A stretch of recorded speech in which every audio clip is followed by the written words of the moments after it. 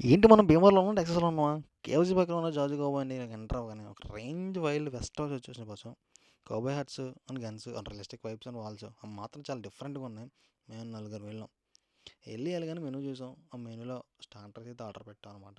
And price అయితే చాలా సింపుల్‌గా ఉన్నాయి. అందరూ మంచిగా ఎంజాయ్ చేసి ఫుడ్ ఐటమ్స్ కూడా ఉన్నాయి. అండ్ ఈలోపు అనుకోగానే మేము పెట్టిన ఫస్ట్ ఆర్డర్ అయితే వచ్చేసింది. అది కూడా garlic chicken and chicken lollipop.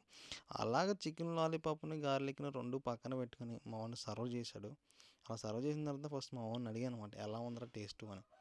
Taste అది గార్లిక్ చికెన్ బాగుందన్నారు. బట్ అక్కడ చాలా బాగుంది. ఫస్ట్ మీరు మొత్తం జార్జి మండికి వెళ్తే మస్ట్ అండ్ ట్రై అనమాట అది.